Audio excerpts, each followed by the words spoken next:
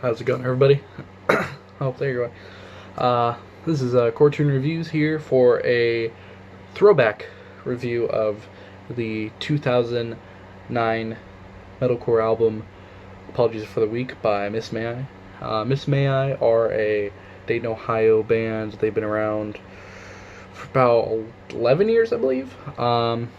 And this was their first studio album, and it's not the first album I've listened to by them, but it is definitely my favorite album by them. For spoiler alert for the rest of the review.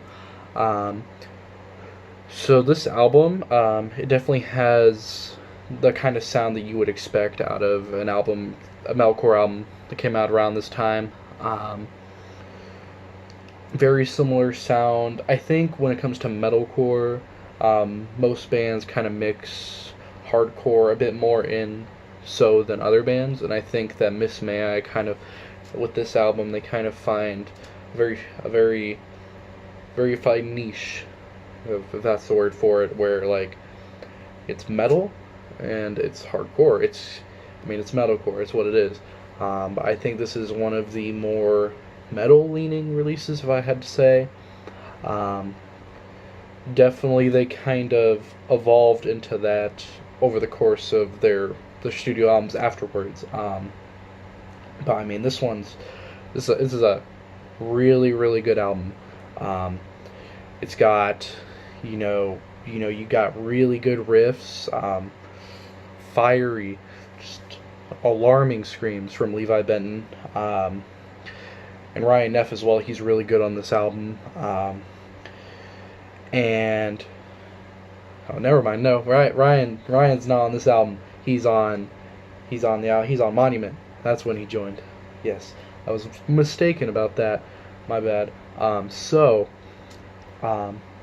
What I like about this album, it's the production. I mean, these guys were in high school, I believe, at this time. I think Levi was 18 or 19.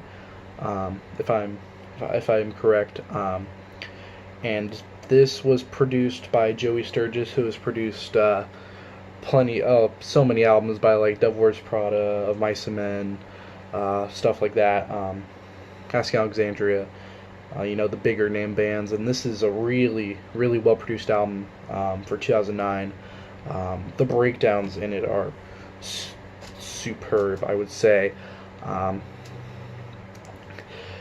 Some of my favorite tracks, definitely Tides. That opening, just beat down, just breakdown. It's so good. It's such a nice intro to the song. Gets anybody pumped up, I'd say. A Dance with the Ear, Cura, a very strong opening track on the album.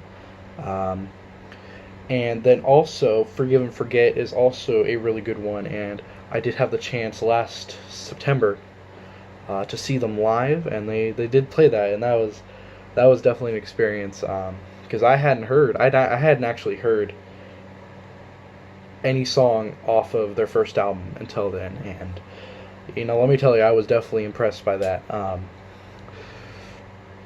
When it comes to metalcore albums around this time, I think what I like about this album the most is that it doesn't really sound like an album that came out in 2009.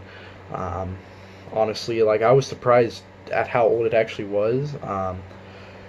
Honestly, I like it more. I mean, it's my favorite album by them, but I like it more than, albums like Monument and At Heart.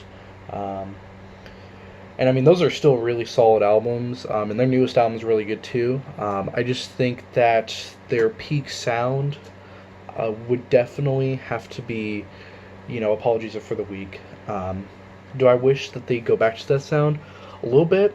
I mean, they're still fantastic live. I've seen them twice. And they are definitely a band where I really wouldn't mind seeing them live again. Overall, really great late 2000s metalcore album. And if I had to say anything to be improved upon, I think there were some songs, or some things I didn't like as much. there were some songs on it like Arms and the Messiah, where I remember it kind of started off for me. Um, it just didn't start off as strong as like some other tracks. I mean, Arms of the Messiah has a great breakdown at the end. And, you know, I'm all about those breakdowns, man. I love them. When they're used right, of course. But songs like Arms of the Messiah and Architect kind of have some parts in there where I'm a little iffy on, like, you know, doesn't grab my attention as much as other songs did. But yeah, I mean, you know, if I could give it a rating, I think I would probably give it a 4 out of 5. I think that is a pretty good rating. I think, yes, for that album. And if you guys want me to review any more, I believe this is my first video. If you guys want me to review any more metalcore albums or pop punk, post-hardcore, anything within that kind of, you know, I mean, I even do deathcore. I don't listen to a whole lot of deathcore. But hey, I'm open to anything. Almost anything. But hey, you know, leave a comment below with what you want me to review next. I'll definitely be reviewing some albums coming up. Probably get back to some albums that came out later this year, like Aera's Neon album. That's definitely an album I've been wanting to give a listen to. I listened to it once, and I did enjoy what I had heard. And then there's also Sleepwaker's album. They're a Michigan band, and they're really good, and they're gonna be on the up and up from here on out. And yeah, I mean, leave a comment, leave a like if you want. I mean, it's all up to you, my man or woman, whichever one you prefer.